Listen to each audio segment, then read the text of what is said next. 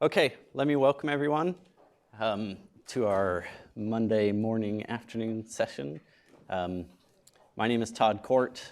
Many of you know me. I'm the new faculty member here at the School of Management working in sustainability. I'm very happy to introduce our two guests today and to moderate the discussion between them. Today we want to talk about how metrics in sustainability or environment, social governance aspects are being used today and where they're headed towards next. And we thought we would do this from the perspective of two key stakeholders in the discussion. The first, represented by Chad Spittler, is from the perception of investors that are looking to invest in companies that are more or less responsible. Chad is the Managing Director for Corporate Governance and Responsible Investment at BlackRock. He's come out to join us from San Francisco. Thank you. Thanks for having me. And then for the other major stakeholders, the businesses themselves that will be interested in the performance and the risks associated with sustainability or ESG factors. And to represent that point of view, we have Rodney Irwin. And Rodney Irwin is the, let me get your title right, Managing Director for Redefining Value and Education from the World Business Council for Sustainable Development. We've asked Chad and Rodney to each talk for 10 or 15 minutes, and then we'll save the bulk of the time for questions and discussion afterwards. So with that, I'm going to turn it over to Chad, let you regale us for a while. Great, thanks Todd. Thanks everyone for having me. So in my role at BlackRock, I really wear two different hats. The first role that I do is we look at sustainability metrics as a way to help us evaluate companies. And the second piece is really looking at those same metrics to develop investment products. And what I thought I would do is go back to my roots and use a chalkboard and give you a quick diagram of my view into sustainability metrics as an investment manager. So we start with looking at it from an asset perspective. That asset can be a public equity, a private equity, a bond that has an issuer. And how many of you are familiar with the term ESG? So pretty much everybody knows that. I'm going to change it because I don't like that term. We're going to call it GES. Anybody want to take a guess why we would change it to GES?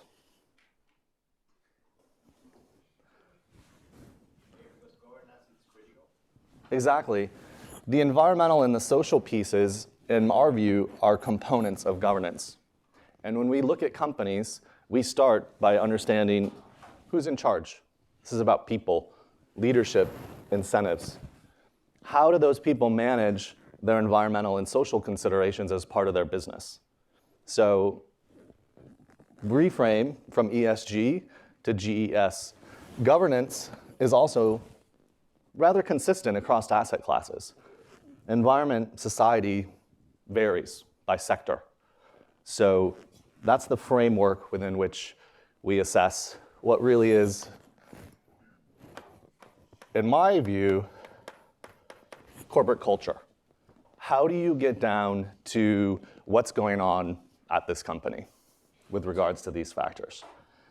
This is really the area that we grew up in when we think about sustainability metrics.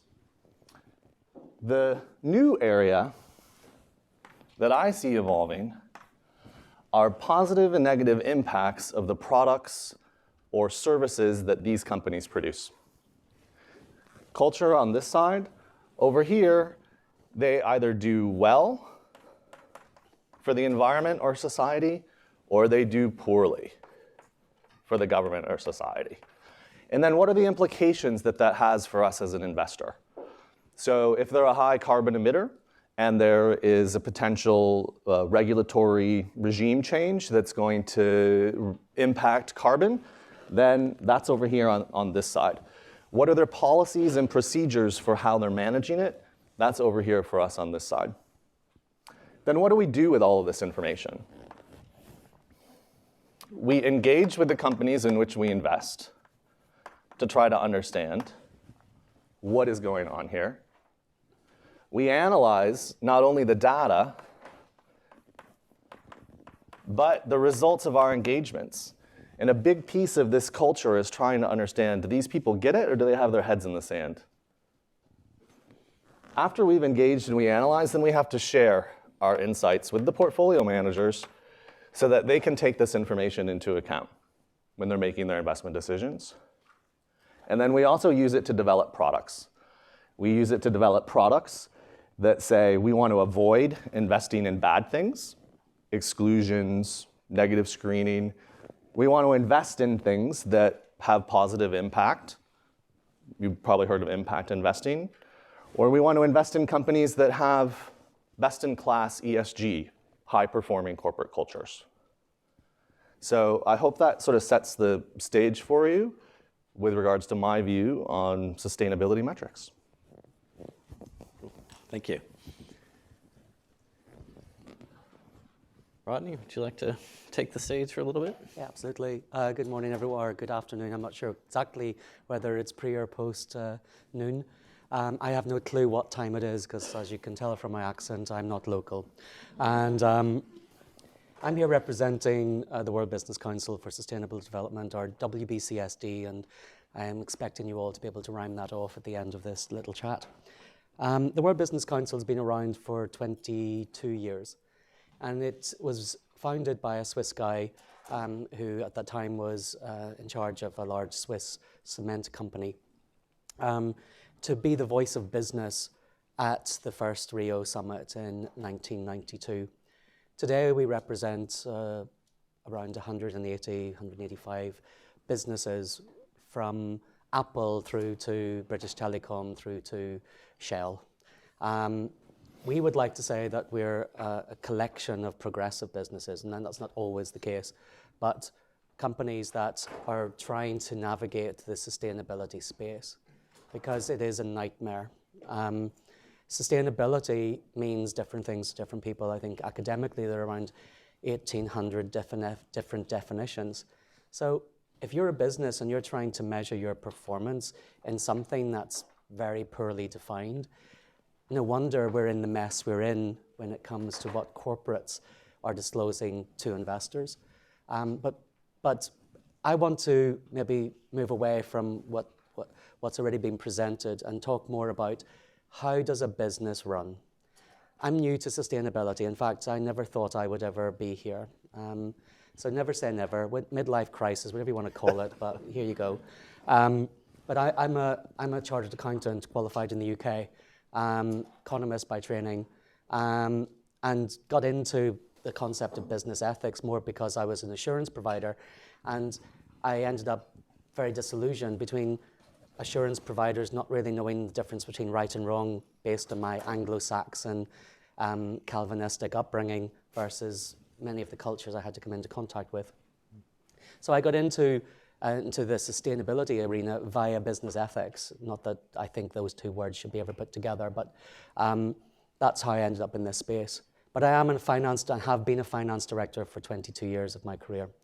So I know from working in 4 multinational businesses during that time that a business is not managed by the collection of annual data that it sticks into a report for the gratification of a loose group of people that are banded together in the form of stakeholders.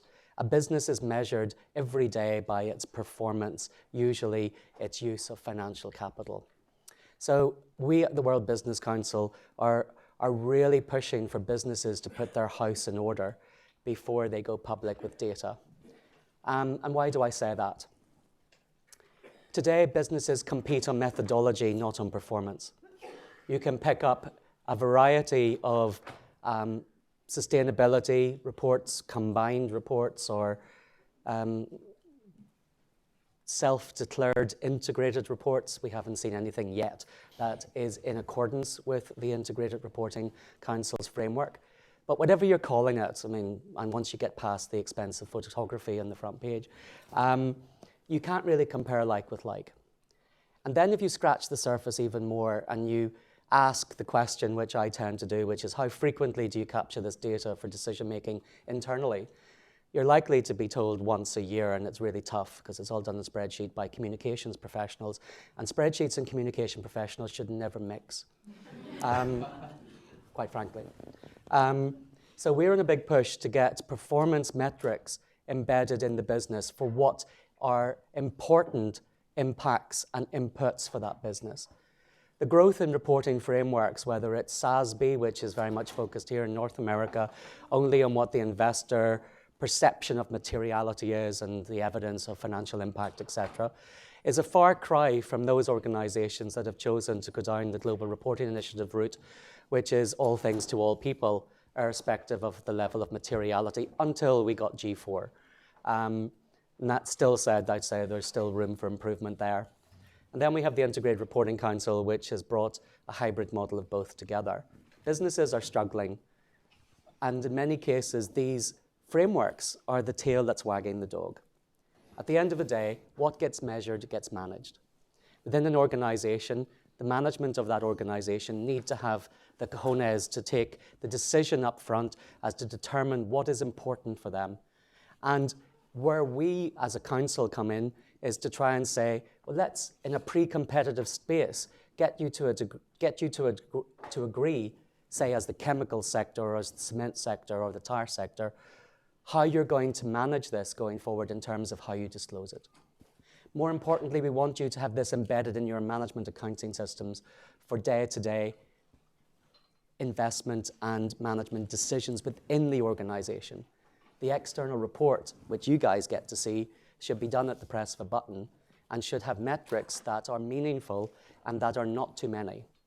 So if you want, today I'm really focused on the internal workings of the organization, getting the management accounting for sustainability understood and transparent within the organization, breaking down the silos within the organization between the sustainability function, which I sometimes struggle with, and all aspects of the business. At the end of the day, my definition of sustainability is one where it's an outcome, not an actual bolt on to the side or a function.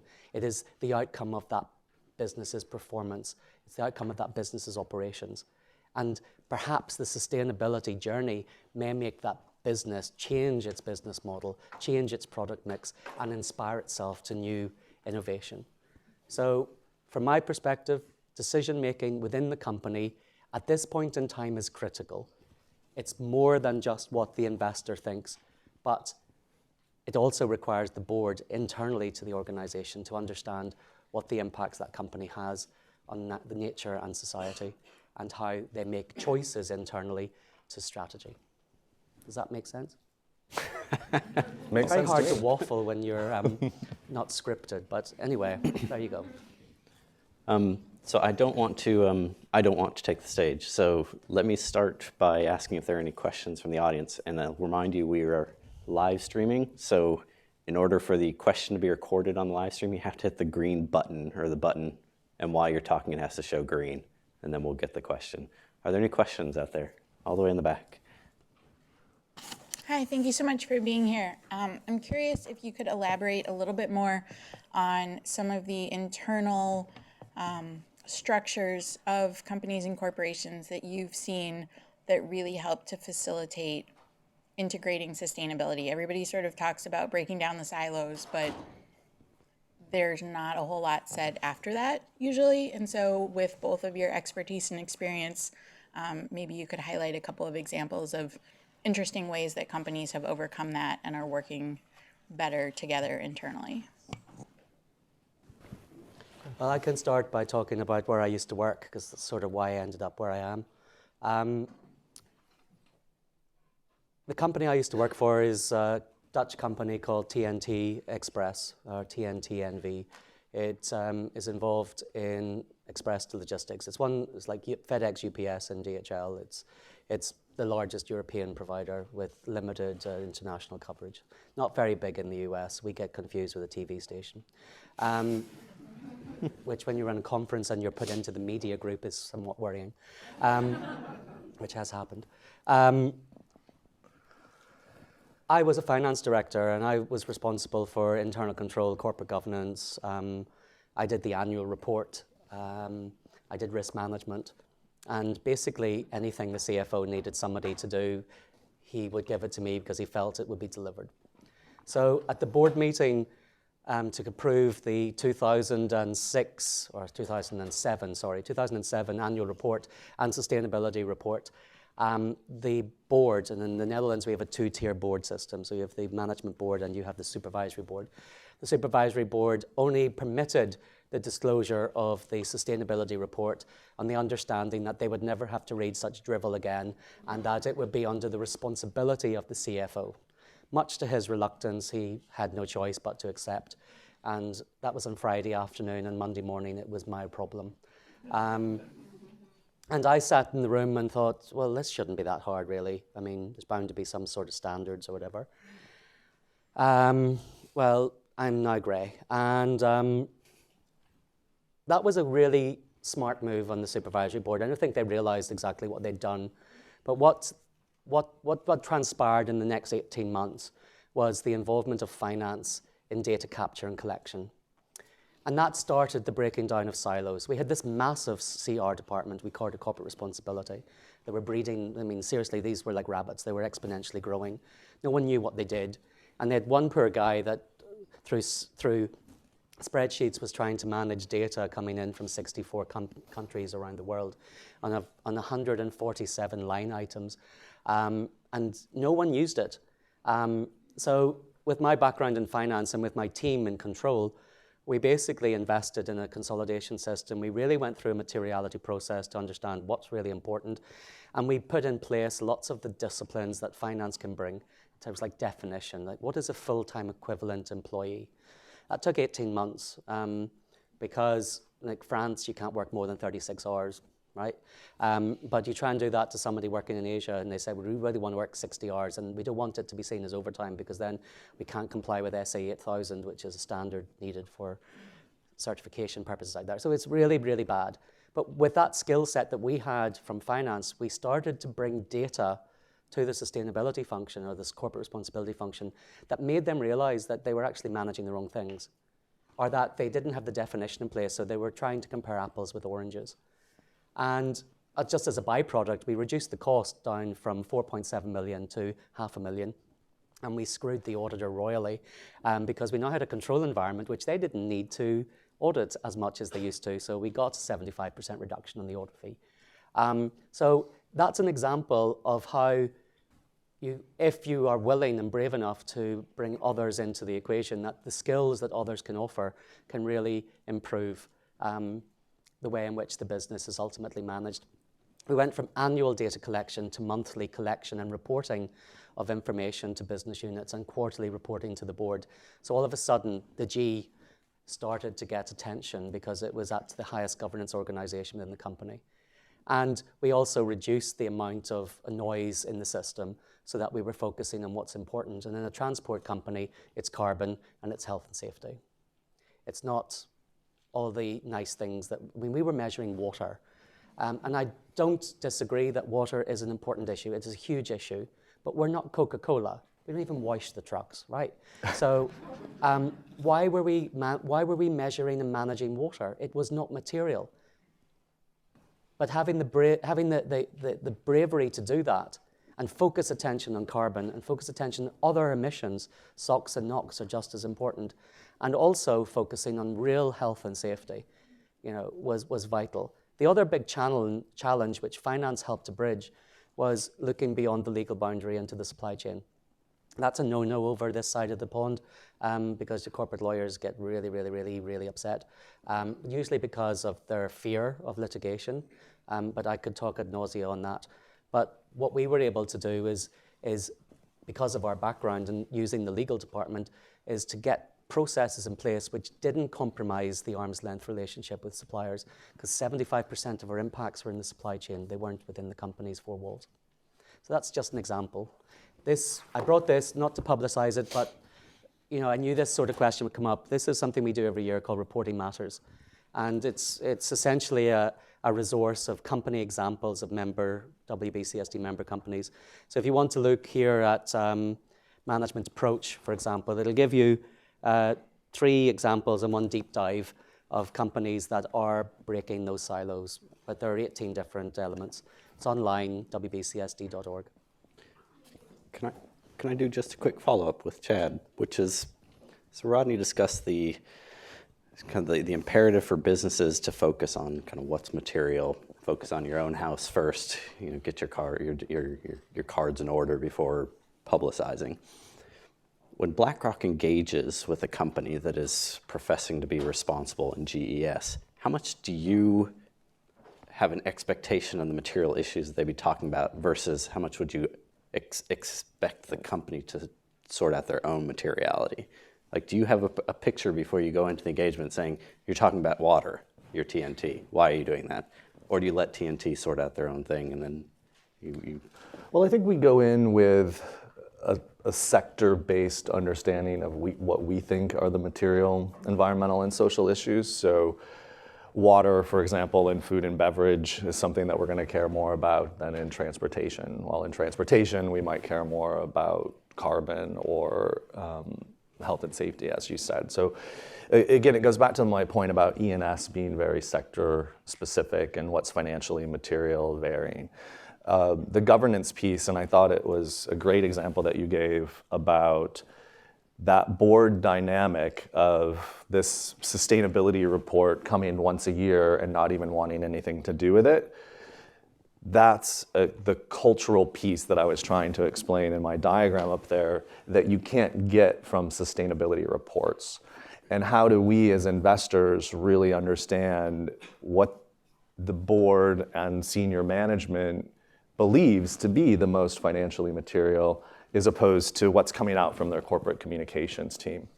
And one of the things that we do, for example, is we're fortunate that the size of our positions gives us access to the board rather than having to deal with investor relations.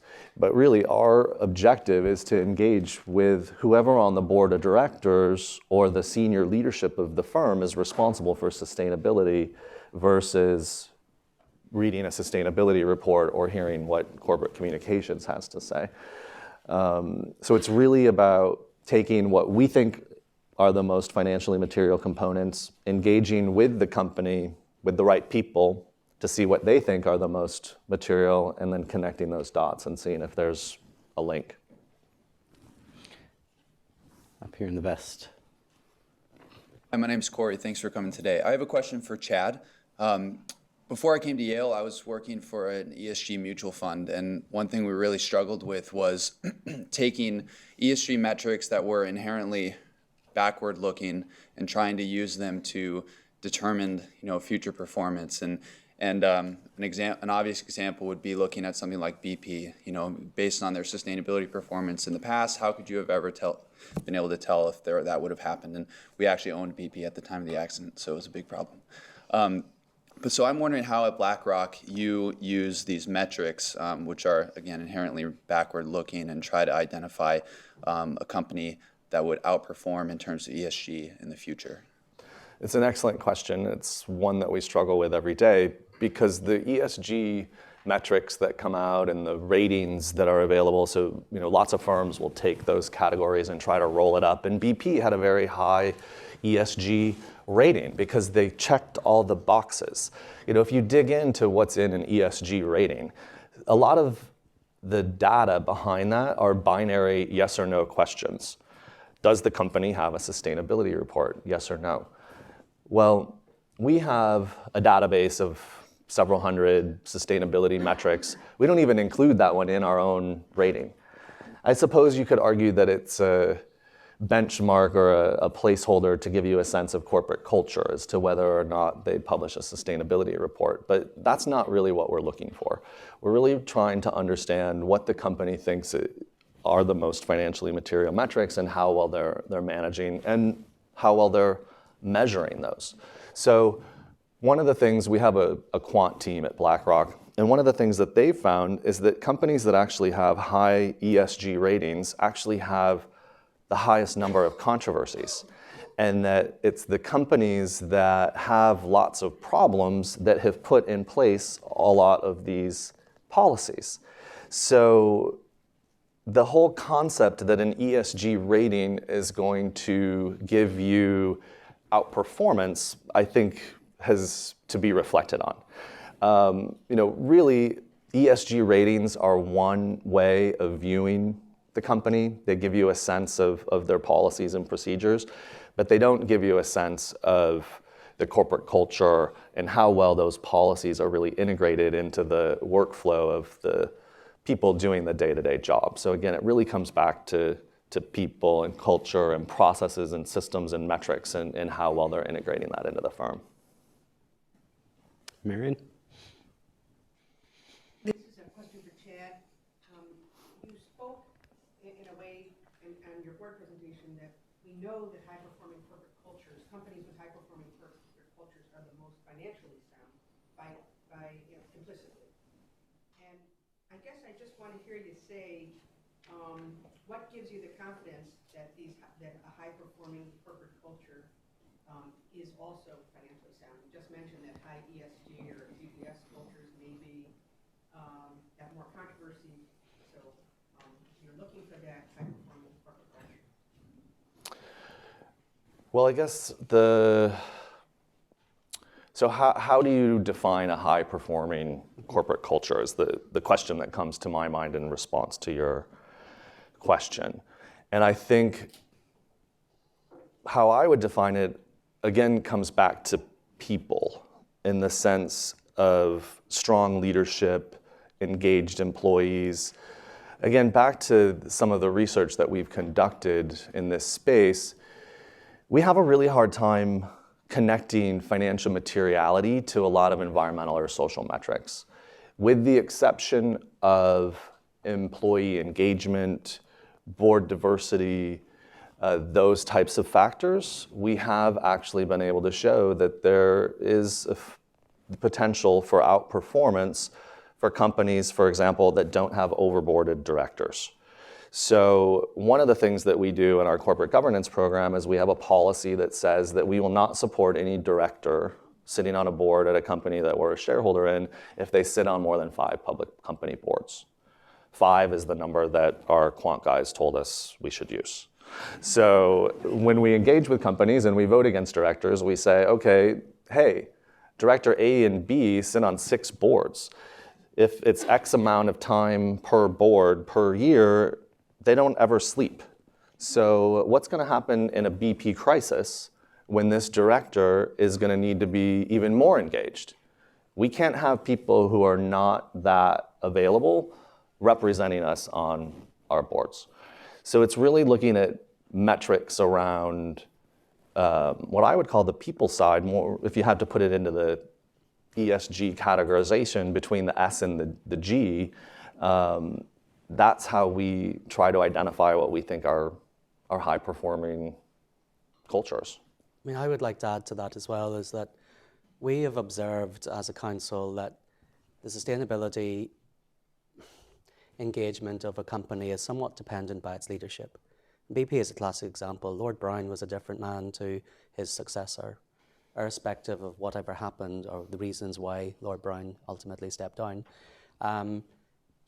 He had this as a strategic priority, which perhaps was not there before. And we see that in other organizations. I mentioned TNT, where I worked. The importance of sustainability changed when that leadership changed. So how would you, I struggle with this concept of high-performing corporate culture. I mean, I don't even know whether a corporation has a culture. In many cases, it's an amalgamation of many opposing cultures in some respects. And sometimes the loudest one gets to shout. I know that some of the most sustainable and financially stable companies are the ones that don't shout about it. They're family-run businesses that are actually quite humble. Therefore, it would be very hard to gauge whether or not they have a culture that you consider to be high-performing. I'm very suspicious of companies that self-promote and pat themselves on the back about how wonderful they are. Again, one of the criteria we look at when we're evaluating the effectiveness of a company's sustainability reporting is their willingness to be balanced in their communication. You know, when we had the shootings in South Africa of mine workers, a large number of corporates that are in the mining industry in South Africa never mentioned it in their disclosure. Some did. They tend to be the ones I consider to have a more appropriate culture for sustainability. But what I find astonishing is that I'm here in the US, where you have 15,000 companies listed on the SEC or the stock exchange, and this isn't a mandatory obligation for the board of directors to be responsible for. It is in most of Europe. So when you say 5, I've lived in the Netherlands for the past 14 years. It's in the corporate governance code that you cannot hold more than 4 board positions. And if you are a chairman or chairwoman of a board, then you can only have 3. That's what governance should be, not made up to what an analyst says it is. I think legislation here in North America needs to catch up, and the SEC need to wake up and help corporate America get on the track. There are lots of great examples here, but I fear that current regulations may not be encouraging the high-performing cultures that we need to see if indeed you can measure them. There you go. My name is Rodrigo Castro from SOM. Thank you for coming. I totally agree with you. Culture is critical. And today we have this measurements of cultural reality that measures the organization backwards. So my question goes to what types of tools you use today to measure this cultural reality in companies, and particularly for companies that maybe could be more underdeveloped. There are companies that haven't gone public yet. So could you explain a little more about that? Yeah, it's a great point. I loved your example of the family company that doesn't put out a sustainability report, and it goes back to why we don't even include that metric in our rating. Some of the things that we're starting to look at, I would call, are more in the big data space. So how do we use the internet to help us understand more about what's happening at companies? So how many of you have heard of Glassdoor? So that's one of the data sources that we're starting to use to help us try to understand how happy and engaged are the employee bases of the companies at which we're investing. Because that's, for those of you that don't know what Glassdoor is, that is essentially an internet-based platform where employees of companies put their salary ranges and they put whether they have a positive or negative rating of the company and their rationale for why. And we're really finding that to be more insightful information than what a company is putting out in a sustainability report. Obviously, we have to worry about bias and, are those just all of the unhappy employees that are putting up all of their information in there? But I think that's really the direction that we're starting to go when we're trying to understand drivers of sustainability at companies is looking more towards big data. All over there. I really like this idea of putting governance at the top, and governance doesn't end at the border of the firm. And I would articulate that many of the real sustainability challenges have to do with coordination failures or common pool resources or things that are actually shared among firms or among members of society where property rights are poorly defined. And so where does this leave firms and where does this leave funds with a role of potentially making counter investments to offset risks common to many firms that they don't have an incentive to offset themselves? From the perspective of the firm, in the last 20 years, you've seen an exponential growth in networked operations or networked companies. As I said, my previous role at TNT, 75% of our environmental impacts and societal impacts were subcontracted to someone else. And in the transport sector, subcontracting gets subcontracted right down. And that's maybe not true of UPS here in North America, where it's predominantly employed employees. But the guy that turns up in the uniform or the girl that turns up in the uniform may not actually work for the organization they're wearing and are many, many levels away from it. And this is where I think most of the most interesting research around this today is coming from business ethicists. and specifically looking at this concept of accepting responsibility for what happens beyond what you consolidate based on US GAAP or international financial reporting standards. And we see that in Europe, there is a growing demand and a growing expectation that companies will start to acknowledge that responsibility.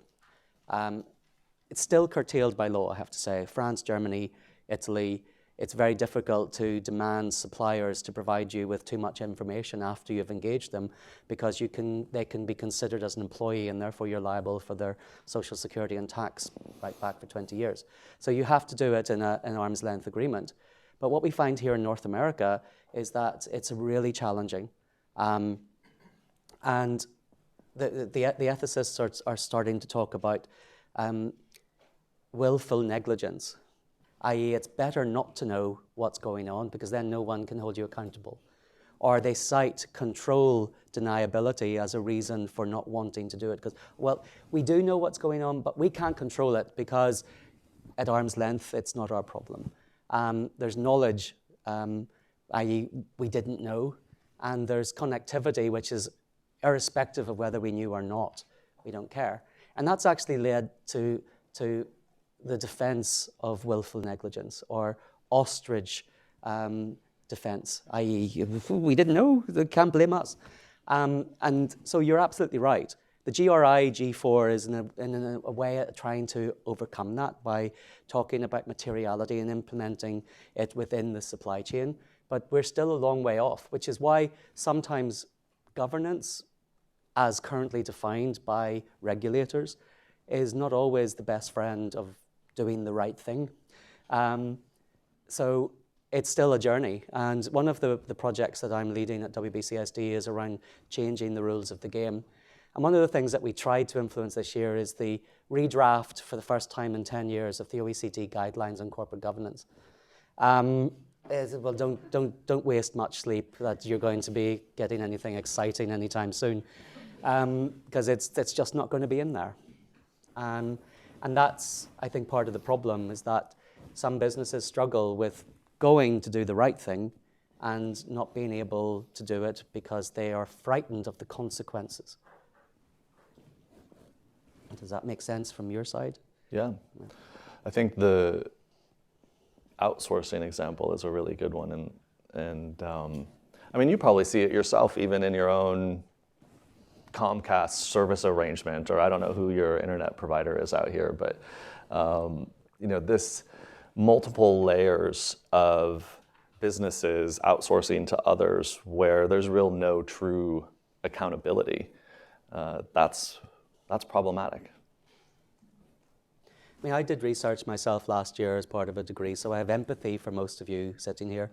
I just haven't gone away from school ever. But one of the things I researched was the responsibility of multinationals for HIV transmission within the supply chain, because if you're not familiar, within the transport sector, HIV is actually transmitted by transport workers. So they're more likely than not to be infected, and they're more likely than not to have multiple partners. And they're more likely than not to want to get tested and not want to use condom. So I looked at the Dutch, who have very strong policies on HIV/AIDS within the workplace because the law requires it in the Netherlands. But you look at their sub-Saharan African operations, and everything's subcontracted, and they cite in 100% of cases cost saving. So, and that's the motivation. It's not to help. So you then go to Africa and you talk to the people that are actually at the front line, if you like, and there is this massive disconnect. And when you scratch the surface, it's because there is no shared sense of we are responsible for some way. I consider HIV to be a job or an occupational health concern for transport workers, because the chances are if you're a truck driver, you're going to get it by virtue of your job, irrespective of the choices you make in the heat of the moment, or several moments. But nonetheless, when you cite cost as a driver for behavior, then those sorts of things just don't get mentioned, or they believe it's somebody else's responsibility, and particularly when you're talking about sex, then it's the individual or it's government. But I think that what needs to be happening is a shared sense of responsibility. And I was really disappointed to see that in a country that is as progressive as the Netherlands, that wasn't universal. There's only a few examples of excellence that you could see.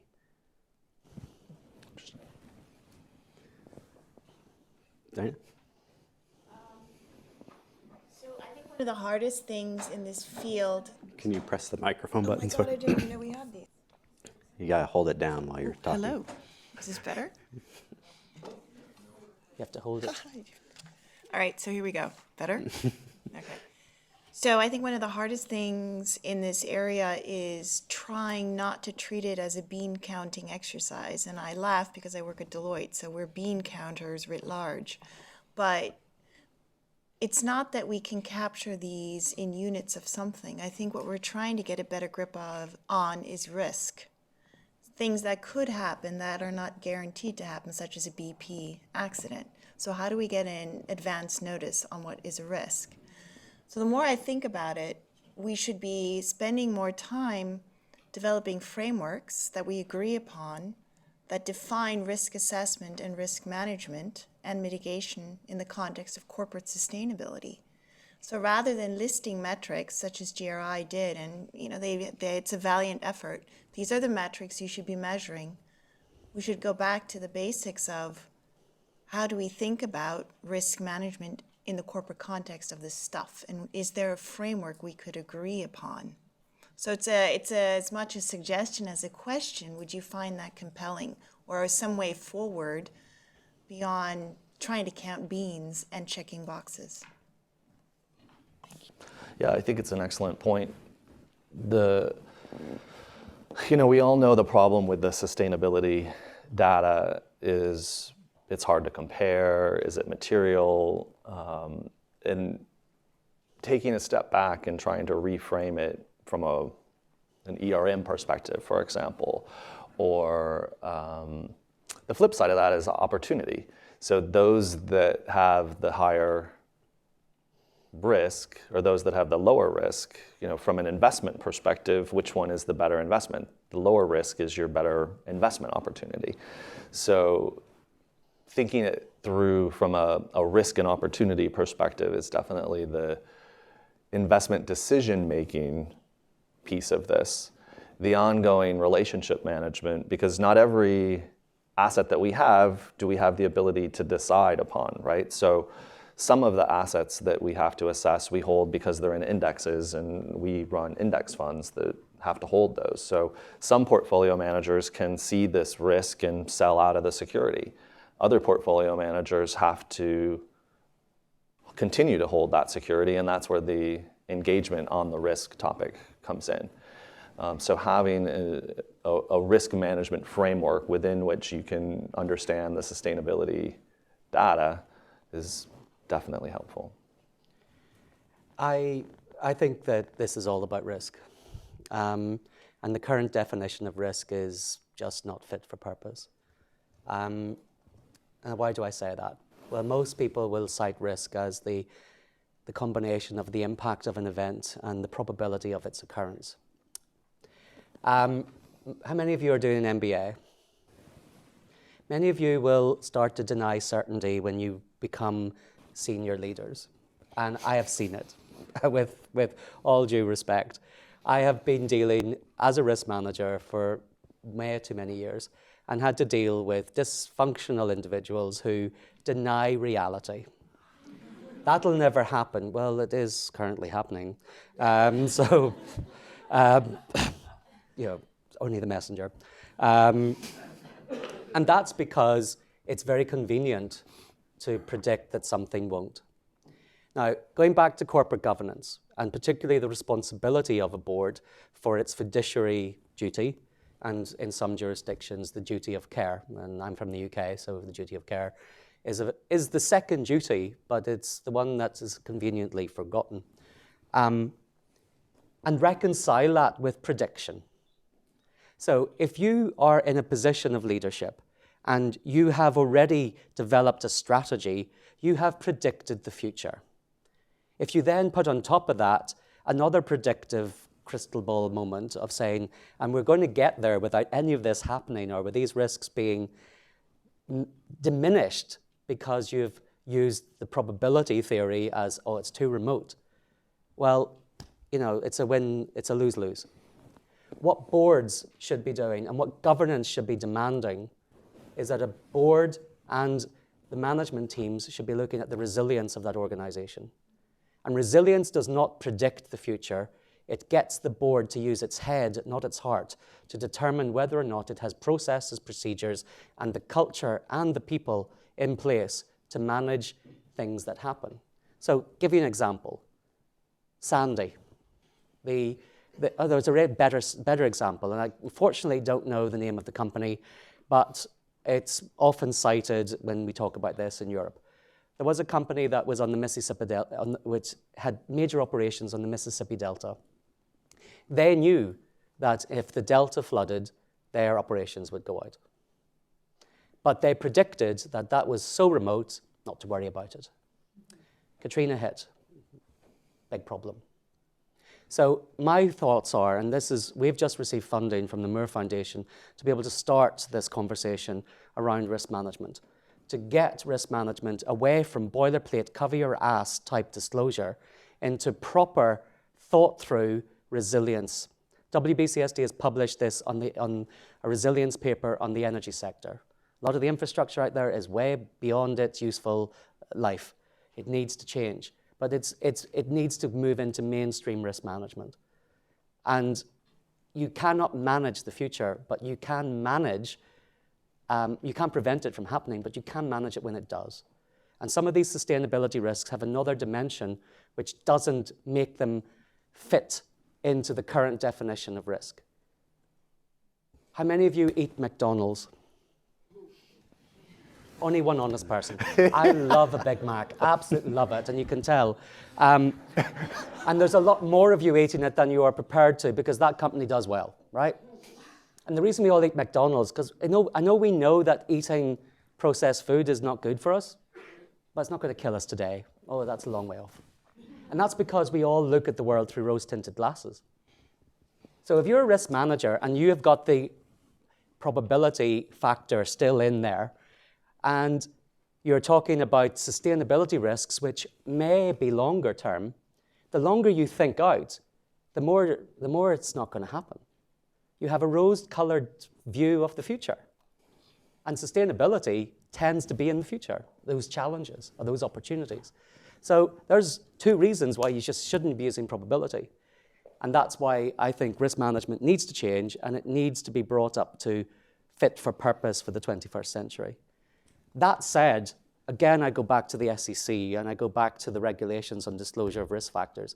They are a waste of time because they are boilerplate written by lawyers to cover the ass based on 1972 sort of forward-looking disclosure that was required in the MD&A. And I used to be a risk manager, and I really took offense that when I wrote my risk paragraphs based on a Dutch company in a much more transparent culture, an SEC lawyer went through them with a red pen and took out anything that could be possibly controversial, i.e. anything that was real. So the boilerplate disclosures that you currently have here are just wrong and needs a change because the investor can't read the risk factors and actually get what's really going on. Pepsi never disclosed water until recently. Coke did. Not really any difference really in how they were seen. So risk is key, but we need to start changing the definition, and we need to have better governance to require proper disclosure on risk. One of the ways that we're trying to better assess risk because of the disclosure issue that you so eloquently described is through our engagement with companies. After each engagement, we have to give a score. And we just use a basic -1, 0, +1. And the 0 is kind of neutral. 1 basically means we think that based on our engagement, this company is adequately mitigating the risk. And a -1 means that we don't think that they're adequately mitigating the risk. And then we use those over time to basically assess through the course of our engaging with companies on different risk topics, how are they faring? Do we feel like the people that we're engaging with are actually on top of their game, or do they have their head in the sand, or are they denying? Are they the lawyers who are giving us the canned corporate communications language, or are they really understanding what's really happening and doing something about it? Perfect example, I was watching, we have TVs all over the office, and T. Boone Pickens was on talking about how there's no risk in fracking. And it's one of the safest ways to get at natural resources. And I immediately thought to myself, we need to see if we're invested in any T. Boone Pickens funds, because I would much rather hear a company say to me, yes, there's risk, and here's the framework for how we manage it, and these are the steps that we're taking to make sure that it doesn't impact anybody. But as soon as a company says to me, there's no risk, everything's fine, then that's a red flag. I think we have time for one more question if there's one out here. Yes, sir. So I have a question. I was actually inspired by Eli's question up there about common pool resources and companies' efforts to manage them. So I'm involved in a company that's trying to disrupt the world's oil industry by, among other things, getting oil and gas producers like Occidental, for example, companies that many of us have not heard of, to take responsibility for the emissions produced by the products that they create. So in this case, by consumers burning gasoline far downstream, has nothing to do with Occidental's operations, except it has everything to do with Occidental's operations. It's exactly the product they bring into the world. This I think it's a couple of steps beyond taking responsibility for your subcontractors' actions. It's, for one thing, it's not an emerging norm, and for another thing, it could be seen as by investors as running directly counter to the profitability and the revenue stream of the company, and at the same time, it's one of the things that we can imagine companies really taking on in some idealized world that we'd like to see, where companies really take responsibility for global impacts of their operations, and then encouraging conservation. So I guess I'm curious if you have any hope for companies ever incorporating this sort of far out there, taking responsibility for group problems. Well, I can say that I do have optimism, and I can refer you to a project at WBCSD called Reaching Full Potential. Reaching Full Potential is a project funded by the chemical sector for the chemical sector. And it started off by getting them in a pre-competitive space to start talking about that. And they've just published a document on measuring the impacts, environmental impacts on products. And they're in the process of doing the same on society. So that, I think, shows, in the absence of regulation and the absence of government intervention, progressive companies can actually do what you're talking about, and they're starting to do that. It's there's 7, I think, companies that make up that cluster. Eastman is the only one from North America, but we have SABIC, we have AkzoNobel, we have DSM, Evonik, Mitsubishi Chemical, but to name a few. And so I do believe that we are in a world where corporate reputation is not necessarily always very high, and quite understandably, given some of the things that you see. But there are examples of excellence, and the chemical sector work under the great leadership of one of my great colleagues, Andrea Brown, is moving in that direction. So it's worth having a look at. It's early days, but it's an indication of a willingness to do what you're asking. I feel optimistic as well. Based on other factors, even this dialogue that we're having, and I think back to when I was in school. I went to the University of Michigan School of Natural Resources, and I took a class, Natural Resource Economics, and I was completely freaked out by the fact that there was no price on carbon and that there was no way in which any of these factors were being taken into account in our economic models, and that's really why that class is why I do what I do today. And now when I look at your school here, and when I look at my alma mater at Michigan, we have the Herb Institute, we have the work that Todd's doing. Business and natural resources and the environment are coordinating more and more than they ever have. And when I think about the investor and the consumer the products that we create that are ESG related or impact investing related are becoming more and more exciting to large investors.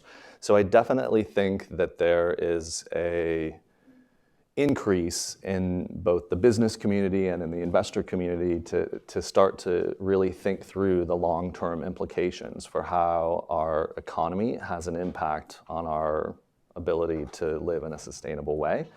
And that's what gives me optimism that we're going to get there. All right, we're out of time. Excuse me. So I think it just remains to thank Chad and Rodney, and also for everyone who asked a question, and we'll end there. Thank you.